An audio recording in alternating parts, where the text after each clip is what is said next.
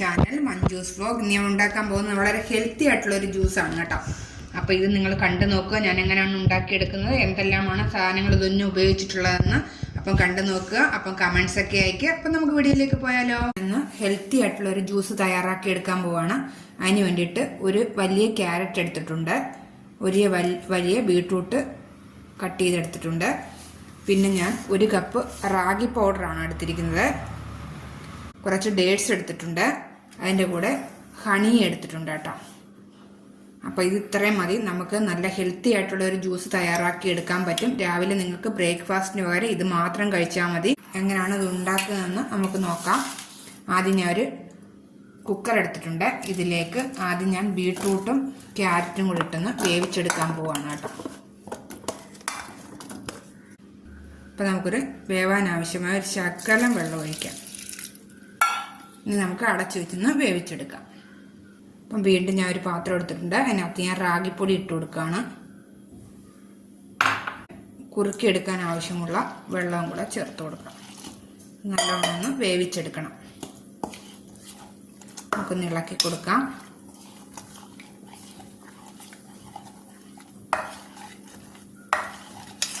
പിന്നെ നമുക്കൊന്ന് വേവിച്ചെടുക്കാം.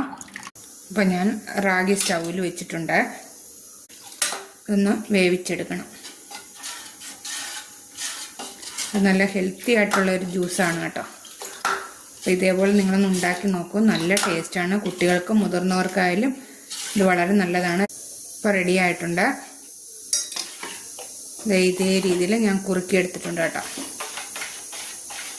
അപ്പോൾ ഇത് ചൂടാറട്ടെ, അതുവരെ നമുക്ക് വെയിറ്റ് ചെയ്യാം. അപ്പോൾ ഇനി നമുക്ക് ബീട്രൂട്ടും ക്യാരറ്റും വെന്തോന്ന് നോക്കാം. അപ്പം ബീട്രൂട്ടും ക്യാരറ്റും വെന്തിട്ടുണ്ട്. ഇനി ഇത് ചൂടാറുന്നിടം വരെ നമുക്കൊന്ന് വെയിറ്റ് ചെയ്യാം. അപ്പോൾ ആദ്യം ഞാനൊരു മിക്സിയുടെ ജാർ എടുത്തിട്ടുണ്ട്. അതിലേക്ക് ക്യാരറ്റും ബീട്രൂട്ടും കൂടെ വേവിച്ച് വെച്ചിരിക്കുന്ന ഇട്ട് കൊടുക്കണം കേട്ടോ. അപ്പോൾ അത് നന്നായിട്ട് നമുക്കൊന്ന് അരച്ചെടുക്കണം. അപ്പോൾ നമ്മൾ വേവിച്ച് വെള്ളം കളയണ്ട, അതും കൂടെ നമുക്ക് ഒഴിച്ചു കൊടുക്കാം.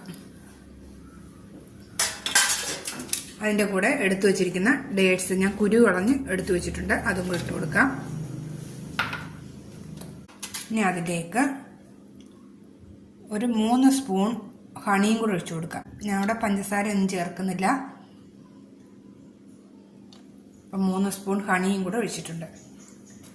അപ്പോൾ ഇത് നമുക്ക് നല്ലതുപോലെ ഒന്ന് അരച്ചെടുക്കണം. അപ്പോൾ ഞാൻ ഇതേ രീതിയിൽ അരച്ചെടുത്തിട്ടുണ്ട്. ഇനി അതിലേക്ക് നമുക്ക് വേവിച്ച് വെച്ചിരിക്കുന്ന റാഗിയും കൂടെ ഒഴിച്ചു കൊടുക്കാം.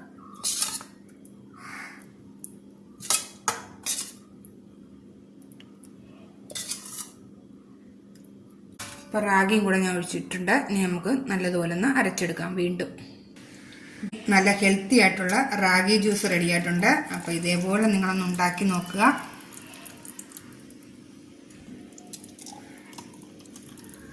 അപ്പോൾ എല്ലാവർക്കും ഇത് വളരെ നല്ലതാണ് കേട്ടോ കഴിക്കുന്നത്. നിങ്ങളൊന്ന് ഉണ്ടാക്കി നോക്കുക. വളരെ എളുപ്പത്തിൽ തന്നെ നമുക്കിത് ഉണ്ടാക്കിയെടുക്കാവുന്നതാണ്. അപ്പോൾ ഉണ്ടാക്കി നോക്കുക. ലൈക്ക്, ഷെയർ, സബ്സ്ക്രൈബ്, കമൻസ് ഒക്കെ ചെയ്യാൻ മറന്നു പോകരുത്. അപ്പോൾ ഇനി ഞാൻ ഇതിനകത്ത് വീണ്ടും ഒരു ഹെൽത്തി ആയിട്ടുള്ള റെസിപ്പിയുമായിട്ട് നമുക്ക് വീണ്ടും കാണാം. അതുവരെ ബൈ.